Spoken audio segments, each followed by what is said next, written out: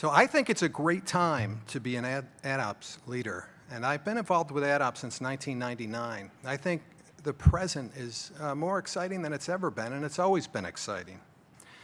I think we owe, as ad ops people, a debt of gratitude to the IAB and to Randy. I think the leadership of the IAB, these types of conferences, the kind of folks they bring to the conferences, attendees, speakers, it's always very impressive to me. I would encourage everyone to consider for their teams the ad ops certification.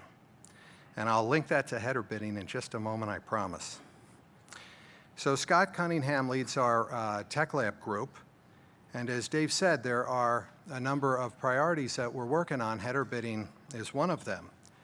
Well, Tom Shields and Jonathan Bellick, two of the great minds of our industry. Tom, if you don't know, created one of the first ad servers and sold it to DoubleClick, which became Google. Jonathan, if you're unaware, he's the product chief for DFP and for AdX. So these are remarkably talented people who were involved in the discussion, leading the discussion.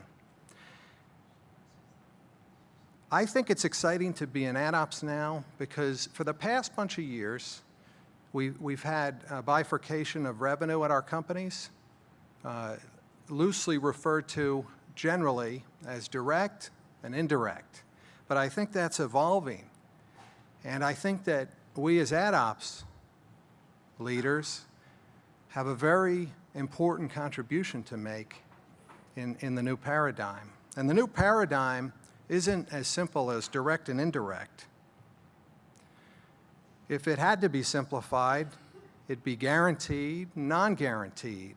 But there are now different types of guaranteed buys, including automated guaranteed. And there are different types of non-guaranteed buys, like open auctions and private auctions and preferred deals. It's the job of an ad ops leader and her team to understand all these technologies for our organizations. Header bidding is another methodology that we need to understand so that we can implement header bidding for our organizations because it's required by our advertisers. Header bidding, for example, is required by Amazon if they're going to advertise with you. It's required by Xaxis, which is a major client of ours. It's required by Procter & Gamble through the Hawkeye program. So there's a lot of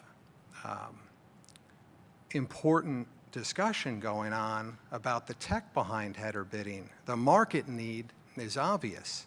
Over time, how will it evolve? Well, no one really knows, but we know it'll improve. The tech will get way better.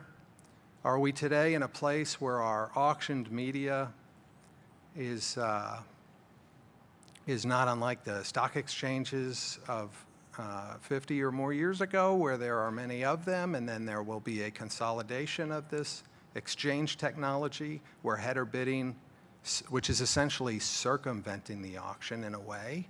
Others may look at the whole ad server, a mastery of DFP as the auction itself, and AdX is a participant in the auction, and header bidder buyers are other participants.